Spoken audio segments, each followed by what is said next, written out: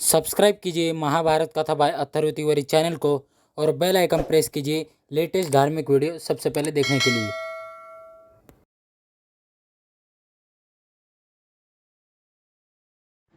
नमस्कार दोस्तों, मैं अथर्व तिवारी आप सभी का मेरे YouTube चैनल महाभारत कथा बाय अथर्व तिवारी इसमें मैं आप सभी का एक नई वीडियो और धार्मिक वीडियो लेकर स्वागत करता हूँ।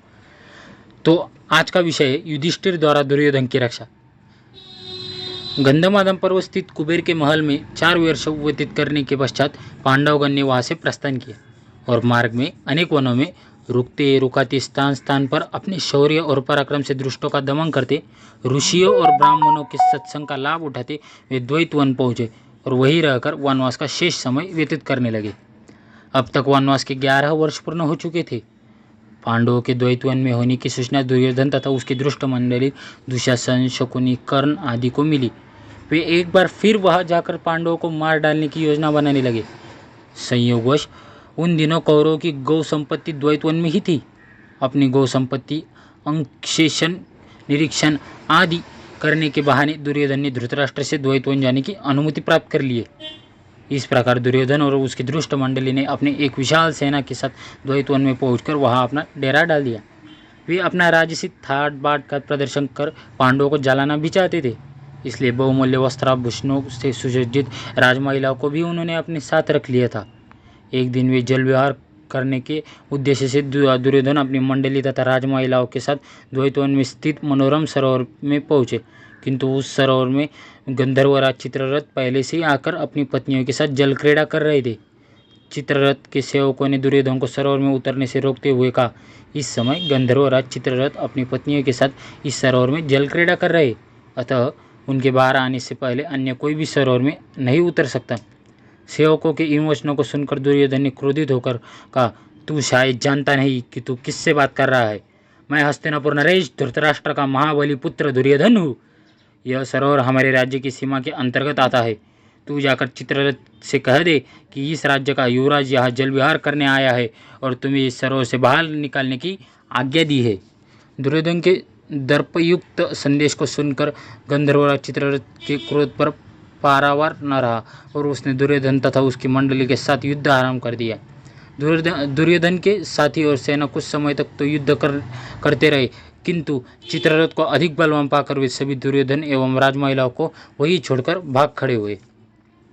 चित्ररथ ने दुर्योधन और उन राजमहिलाओं को कैद कर लिया। दुर्योधन के भगोड़ी सेना जब कुछ न सूझा तो वे वह निवास करते हुए पांडवों के पास जाकर उनसे दुर्योधन और राजमहिलाओं की मुक्ति के लिए याचना करने लगे। उनकी याचना सुनकर भीमसेन ने प्रसन्न होकर युधिष्ठिर से कहा, बड़े भैया, दुर्योधन अपनी राजसी वैभव का हमारे सामने प्रदर्शन करने यहाँ आया था। गंधर्वों ने दुर्योधन की दुर्दशा करके हमारे हित का काम किया है, आप कदापि उसे मत छुड़ाना। इस पर युधिष्ठिर बोले, भैया भीम, ये लोग हमारी शरण में आए हैं और शरण में आए लोगों की रक्षा करना क्षत्रियों का धर्म होता है। फिर दुष्ट स्वभाव का होने के बाद भी दुर्योधन आखिर हमारा भाई ही है। उसके साथ की राजमहिलाएं हमारी ही कुल की महिलाएं हैं और उनका निरादर होने से हमारी ही कुल को कलंक लगेगा। इसलिए उचित यही होगा कि तुम और अर्जुन जाकर उनकी रक्षा करो।